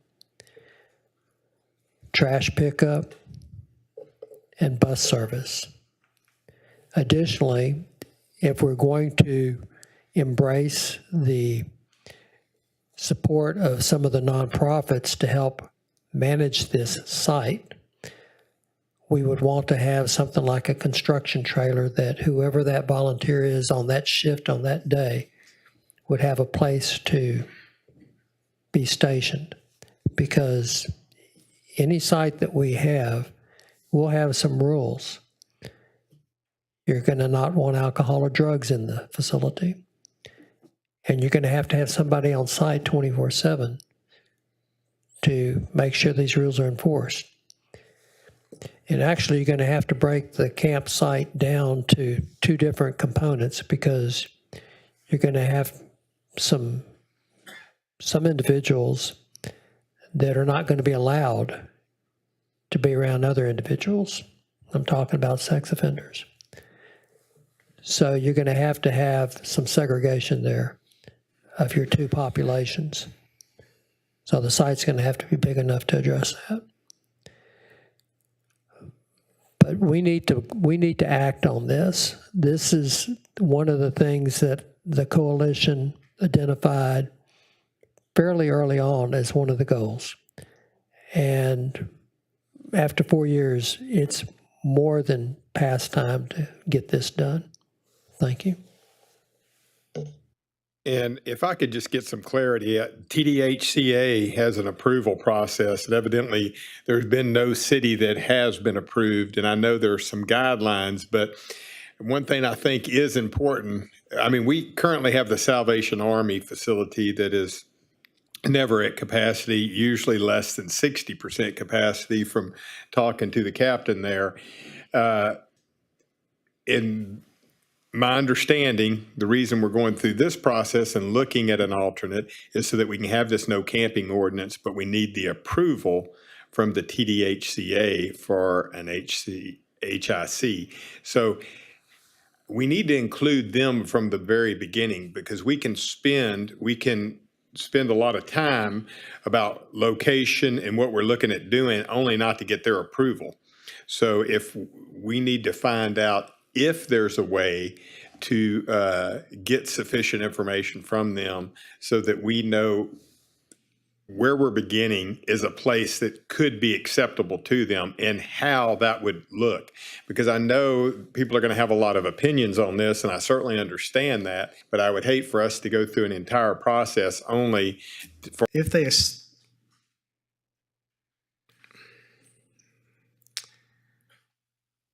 So, you know, one of the considerations is homeless advocates challenging the city, okay? And so that's what's happened in, for example, cities like Boise. And so we want to make sure that we have a reasonable number of facilities for the homeless before we adopt a camping ban. And I would agree with you sort of as from a moral standpoint, but I'm asking from a legal standpoint. And I'm not really wanting to talk about Boise because they're in the Ninth Circuit. Right. I'm talking about cities in Texas that are under the jurisdiction of the Fifth Circuit.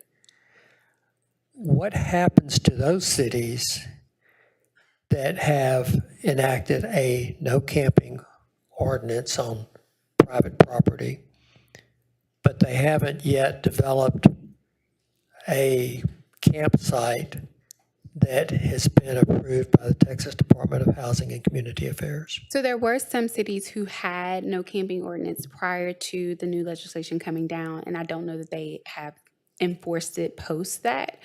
If you like, we can do some research to see if there's been some lawsuits filed, but I know that in light of that legislation, a lot of cities pull back from enforcing their no camping ordinances in order to come into compliance with that law. As you know, whenever you go up against the feds or state of Texas, they come down heavy on wanting to revoke or suspend some of your funding. And so I know that that's a fear that some cities had or that's just been discussed. So we can look to see if any cases have been filed or have been appealed to the Fifth Circuit, but just in general, I know a lot of cities pulled back from enforcement in lieu of that legislation. So in order to not get in that conundrum, I agree with the mayor. It would be best if we can look at the laundry list that has already been established by the Texas Department of Housing and Community Affairs and develop this with an eye towards compliance with those requirements so that we won't have these problems. But that list is out there. We know what they want. I cannot imagine why some of these other cities in Texas that I know have campsites haven't been sanctioned or approved by the Texas Department of Housing and Community Affairs, other than perhaps their campsites predated the enactment of that legislation, or maybe I don't know the reasons, but I think that's something we need to look at. Those cities that you know have no camping ordinances that they enforce, because we could certainly open a campsite without a no camping ordinance that we're not enforcing and not worry about it. But the idea behind this is to be able to enforce the no camping ordinance. And yeah, and I have read, Mayor West, that, you know, in Austin, for instance, they are becoming less and less tolerant of camping on private locations. Of course, the legislature already spoke to the public camping, but private locations, even in what is considered fairly liberal cities like Austin, the pushback from the citizens because of the tremendous negative effects of all the homeless camping on private property has impacted tremendously that city. And so, Mayor, if I could real quick just comment on that, because I was in Austin last weekend, and it's markedly improved from what it was a few years ago. However, I believe it was this morning, Austin just awarded $64 million to nonprofits for homelessness. So, you know, what they're doing is, you know, they have a lot more resources, of course, a lot more challenges, but a lot more resources in terms of the monies they're putting towards this issue. But it is improved. just one more clarification, then Councilman Turner and then Councilman Durio. You had listed some estimates for cost for the campsite proposals, but how many number of camp, occupants? Was there an idea on that? We were considering somewhere between 25 and 50. I think the, as you look at the TDHCA rules, they're not very specific in terms of number of, for example, number of facilities per tent. So I think if you went from 25 to 50, it wouldn't be that big of an increase. I think it's the basic infrastructure that's going to be the cost. The $222,000 for hygiene and shower. What are you planning on doing there? Well, that was to service portalets and a temporary shower.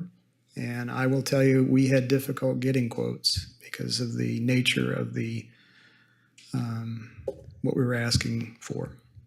But those were the prices we got for basically setting up and servicing portalets, shower stations, washing stations for a year.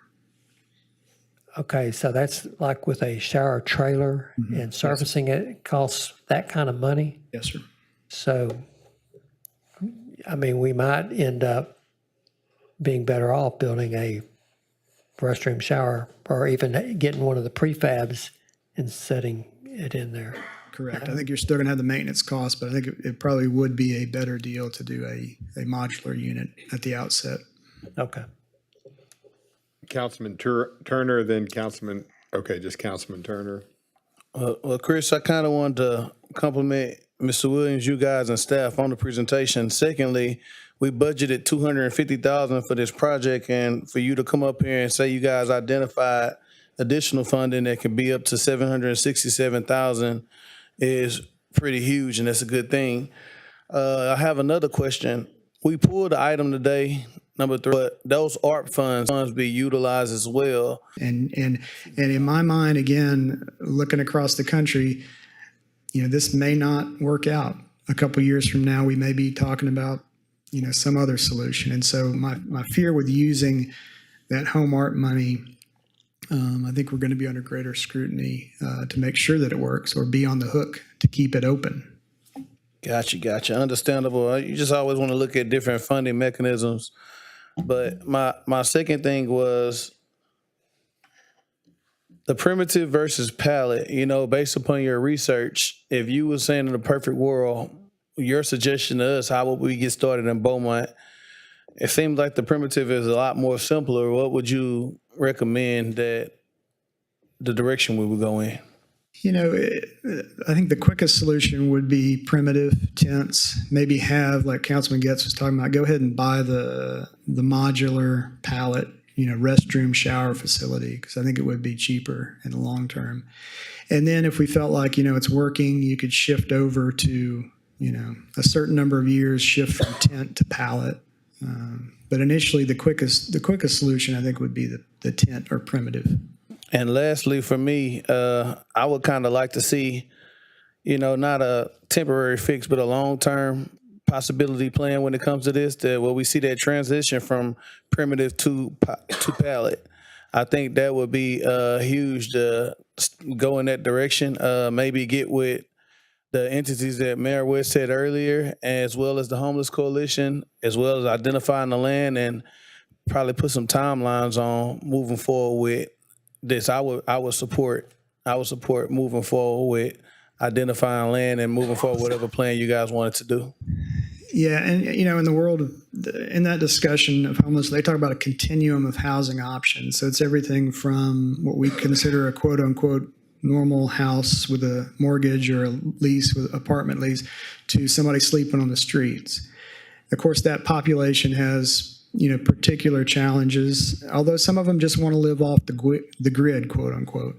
And so they talk about a continuum of housing choices. So it's the tent primitive to the pallet to the transitional housing. And again, hopefully we'll talk soon about some of the proposals for the HOME ARP funding, which will be more transitional. And then you get into more permanent supportive housing. And then, and what you'll see in other cities is, they will surround these clients with a lot more services, which is good, but that's very expensive. Some to the tune of $100 a night. And we're just not in that position at this point to handle that. But I think looking forward, again, every city is struggling with it, and we need some assistance from the state and federal government. And I know you asked for guidance. I know you had option 3 with the city doing it. I would much prefer to go 1 or 2 with the nonprofit. So I just wanted to be clear on my stance with the guidance you asked for. Councilman Getz, then Councilman Felshaw, then Councilman Salmon. So we did table item 3 with the ARP funding, and thank you, Mayor, for doing that, because my concern was that we need to stretch that money just as far as we can and make sure we're getting the most bang for our buck. That, to me, would be money that we would want to designate for transitional housing, which is what I think we're looking at doing. I've looked at various vendors, and I've seen where you can get standalone units for that. Some of them have 2 bedrooms, some of them have 1 bedrooms, but they all have bath and shower contained therein for like $50,000. So divide that into $1.5 million, you can see. Councilman Getz, let's move on from that because that's not on the consideration at this point. Well, it kind of ties to it because pallet shelters is a step up from the tents.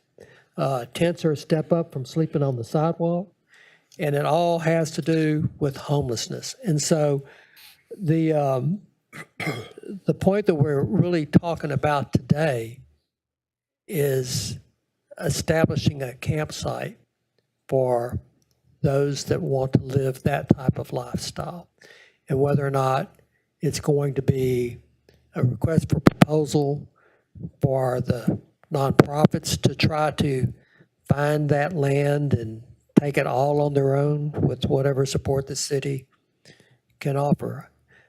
I think that would be wonderful. I don't think it's feasible. I think that's a bridge too far. On the other hand, option 3, where the city runs and maintains and does everything, I don't think the city wants to be in that position, and I don't support that. Option 2, to me, seems to be the best option, and that would be where, as I said before, the city locates some land, develop the site, whether it be with shower trailers or, as you have pointed out, maybe it would be more feasible to have some sort of a pre-constructed, prefab bathroom put there, and then turn it over to nonprofits to run. So and I think that can be done. I've talked to them. I know there's some that would be willing to look at that. Councilman Felshaw, then Councilman Samuel. Thank you, Mayor. Chris, thank you for your presentation. Well done.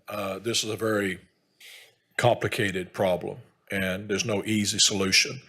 And as was mentioned regarding Austin, I was reading today that in California that has a significant problem and that has a more liberal mindset. Even they are standing up and saying, okay, something has to happen. We have to do something. And they're pushing back. And the governor, I know, spoke up and said something has to happen. And they're looking for solutions similar to this. And so it is a problem across the nation.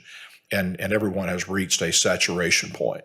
And so I just say all of that because I wanted to speak up in response to your presentation and say I support the city and the council doing something. It comes at a cost, and I know that. But something has to happen because of the impact it's having on our community, our residents, and our businesses. Is costing the city. And we have to be able to care for these people.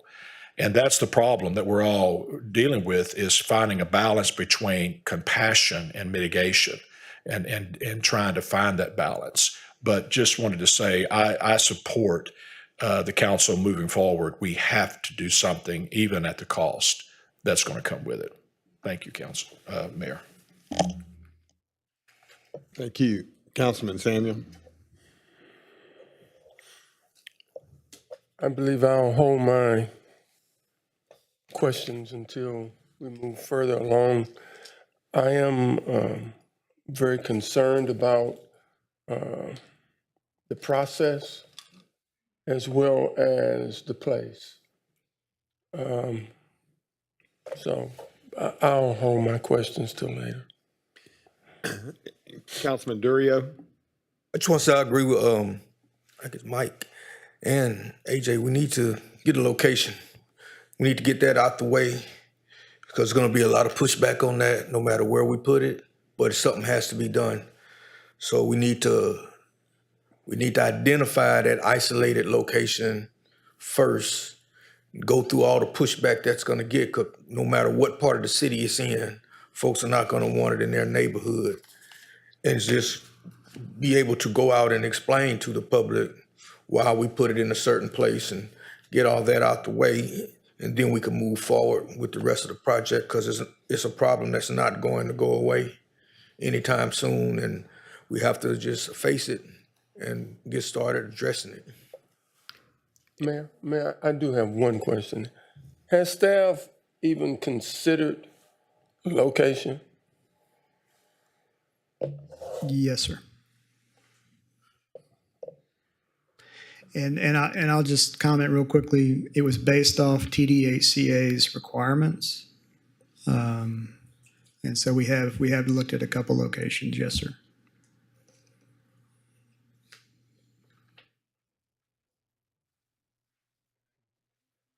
And one question I had, just because I'm not clear on this, and maybe some residents aren't. The Salvation Army has a facility that doesn't reach 60% for the most part, and they can accommodate 58 people, I believe. Is it possible to even look at if TDHCA would consider licensing them, and that be a possibility for us? I mean, we might have to work in concert with Salvation Army for some future planning, but that currently exists. So, and that's the thing about the RFP is let the organizations tell us what they can and are willing to do and for how much money. So Salvation Army, again, part of the RFP could be, provide 25 extra beds at a traditional shelter. And maybe Salvation Army says, look, we'll do that. Or maybe Salvation Army wants to establish a camp somewhere or operate a camp that the city has established somewhere. But part of the RFP would be looking at all those different options. Councilman Getz. So, Mayor, to answer your question about the Salvation Army, yeah, it's not full most of the time. And there's reasons for that because they have rules. And we're going to have rules at this campsite too. Another problem with the Salvation Army, though, is that it is not designed to be something that people just stay at for indefinite periods of time. They generally have a 30-day limit on how long people can stay there, and they're anticipating that during that time, the people are looking for more permanent shelters. It's not designed. It's emergency shelters, really, what it is when people are finding themselves suddenly in a situation where they don't have a roof over their head anymore. It's a shelter of that type, and they don't charge. There's a lot of misperception out there that they still charge $10 a night. They don't. It's free, and you get a meal, and it's a great deal. But in dealing with this population, it's mystifying to me that the local TV stations can do a story about how we need to have more cooling stations and starts interviewing people about how cooling stations would be great when they're talking to people that are literally sitting on the street right next to a cooling station and it's 100 degrees. And you wonder, why are they sitting on the street, on the corner, on the curb, instead of going inside where they can have air conditioning, watch TV, play dominoes, wash their clothes, take a shower? Why? Well, the answer to that is because they want to sit there on the street and drink or do drugs. That's, I'm just putting it out there. That's a fact. And so there are people that are not going to want to have rules, but this campsite will have rules. Any other questions? Thank you, Mr. Boone. Thank y'all.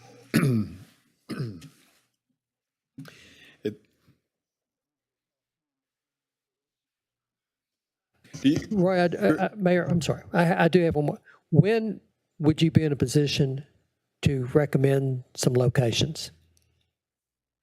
Because I know you and I have talked about this for months. Yeah, we'll if we can get back to you on that soon. How about that? Soon. Do you have sufficient direction from the council at this point for the next steps? So I got the impression option 3 is not of interest, and that we will try for some combination of option 1 or 2. And again, that's the benefit of the RFP process is we will see what the local nonprofits can or can't do. And again, part of that conversation could be possible sites. But of course, we'll bring any action would go back to the council first. Well, I'm sorry, but option 1, I mean, if you need to hear from council and get direction on that, put me down as option 1 is just going to be delay. It's not going to help anything. I know unless you can tell me that you have talked to a nonprofit that has expressed some kind of interest in developing their own campsite and has the resources to do it, I don't see option 1 as even being viable. Well, we have talked to some nonprofits who are interested, but again, we can craft the RFP in such a way that basically you could combine 1 and 2. So in other words, if you feel like you can do it, again, it's got to be in a location council approves. It's got to be in a location the state approves. But if you feel like you can do it on your own in accordance with all that, then that can be part of your proposal. If you feel like, to your comments that no one's going to be proposing to construct the site, then, we'll just be discussing option 2. All right. Thank you. All right. At the close of the city council meeting, the council will hold an executive session to consider matters related to contemplated or pending litigation in accordance with section 551.074 of the Government Code with specifically Kenneth R. Williams, City Manager, Sheree Reed, City Attorney, Tina Broussard, City Clerk, Craig Lively, Chief Magistrate. That doesn't seem right. Well, all right. Consider matter.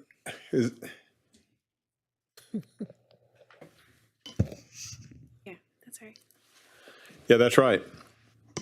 Consider matters related to contemplating or pending litigation in accordance with Section 551.071 of the Government Code, the claim of Manley Rosales Cordero. They're coming. They're coming. We do. I've got to announce what executive session is. Then I'm going to open it up for public comments. Caleb Fenner versus City of Beaumont and Christopher S. Boone, cause number B210244. International Association of Firefighters Local 399 versus City of Beaumont, Kenneth R. Williams in his official capacity as City Manager, Earl White in his official capacity as Fire Chief, cause number D210950. Now is the time for any citizen who wishes to speak, who would like to make public comment, but now you need to sign up at the kiosk at the back of the room. The city clerk will call your name. When it's time for you to speak, please approach the podium stating your city and state. Please keep your comments to 3 minutes. The green light will come on when you approach the podium, and the red light will come on when your time is up. The Pharaoh Richard.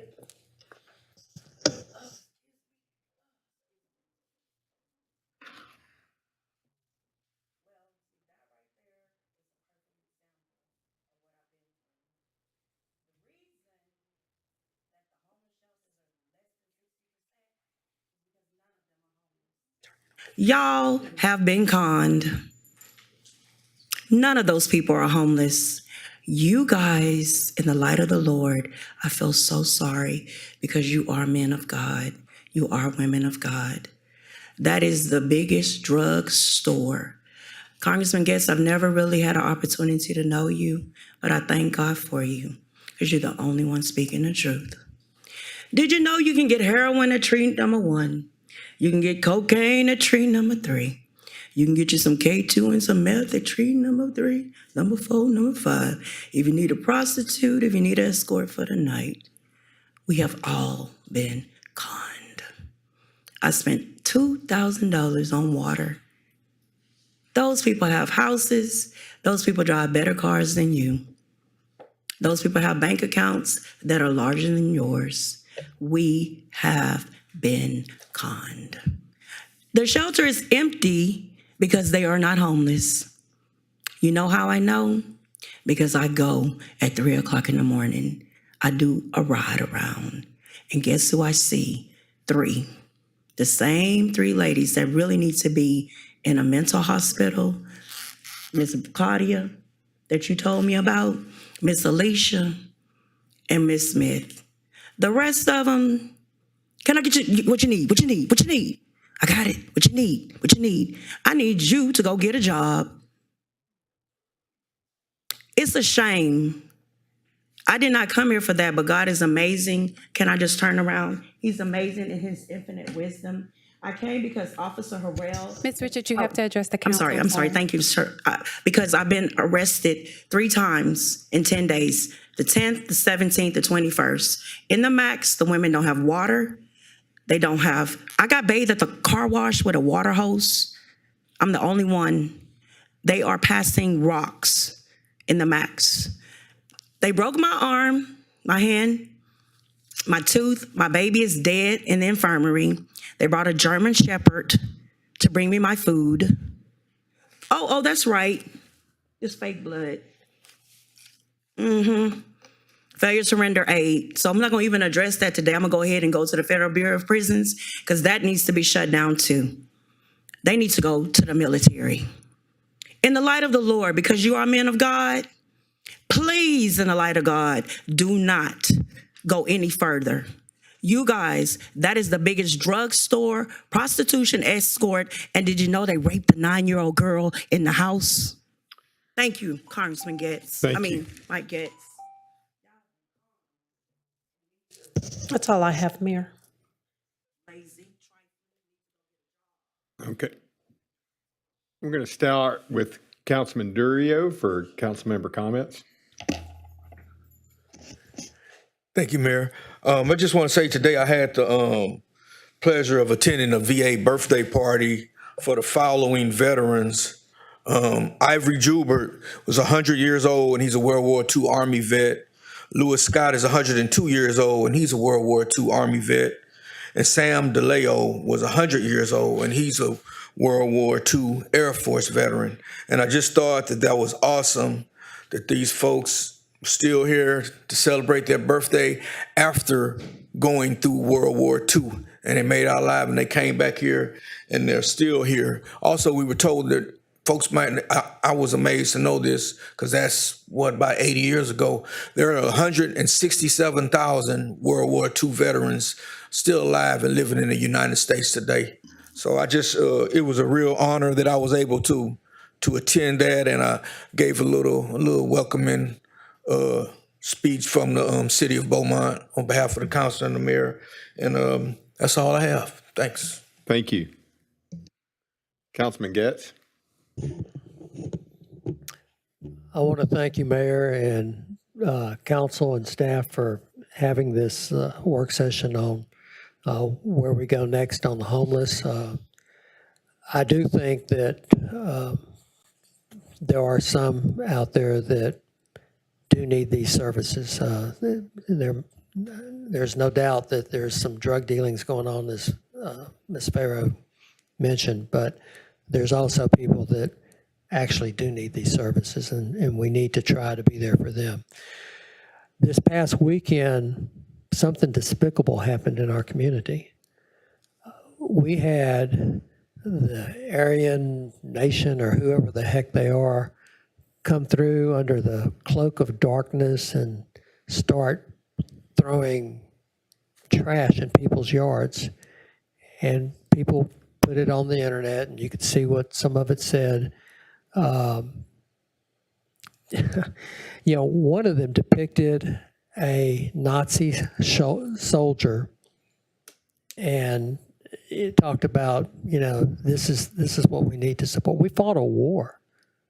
We fought a world war to free ourselves from the tyranny of Nazi Germany. And these, I don't even know the word I would want to use, but a swastika is part of their logo. This happened on the holiest day of the Jewish year. We just finished Yom Kippur, the Day of Atonement. And to have this come into our community is just unspeakable. I don't want to give them any publicity, but I do want to say that I'm not sure that there's nothing that can be done, because that was what I read in the paper. If somebody caught a license plate,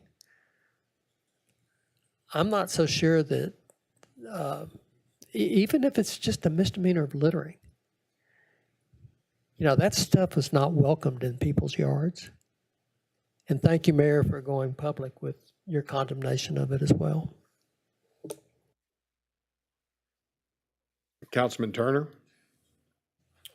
Hispanic Heritage Month. I just want to highlight our Latino brothers and sisters and thank them for everything they do in this community. HPAC has an award ceremony on October 1st. I think it's important that we support them. Also, I want to thank Mayor West for speaking up to that. Racism, hate, that's not accepted in Beaumont. That's not who we are. And I respect you for taking a stand, speaking against that. So I want to let you know much respect publicly. And lastly, we've been hearing from a citizen for quite some time about the cat ordinance. If I can get a council member to second me or get some form of an update on where we at with the cat ordinance, I would greatly appreciate it. Councilmember Getz said he would second me on that cat ordinance, so thank you. Thank you. Councilman Felshaw? Well, just as mentioned, Hispanic Heritage Month, September 15th, October 15th, just make sure you find an event that's happening in the community and go out and support our Latino community. We appreciate everything that they do. And again, thank you, Mayor, for speaking up to this behavior that was happening in our community. It's just not to be tolerated. And appreciate everything that Councilman Getz just said. Thank you. Councilman Sam? I'm nothing, Mayor. No comment, Mayor.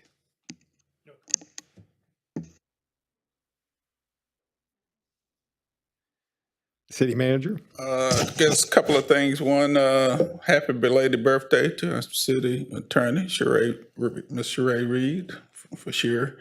And two, I'd just like to reiterate that we'll be evaluating our water situation to see if it's time to adjust our stages.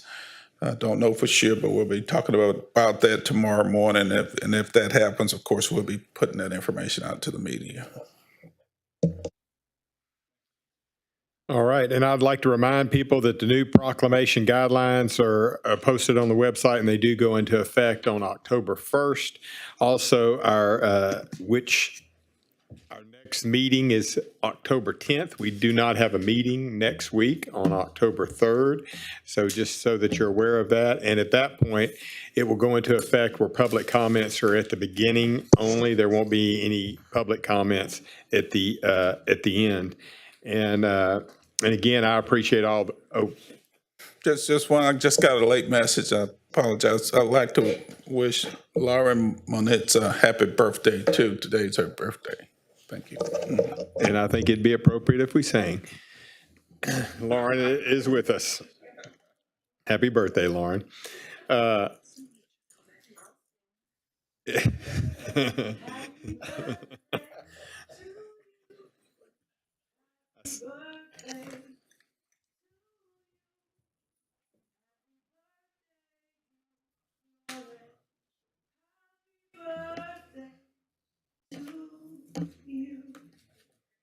Thank you. And with regard to the homeless presentation, Chris, I appreciate all the work, and I know that there's going to be more work, and certainly hope that the public continues to be involved, and we work with the state to find the best possible solution in a world that appears to have no good solutions, which is going to continue to be a challenge. And with that, we are now recessed into executive session.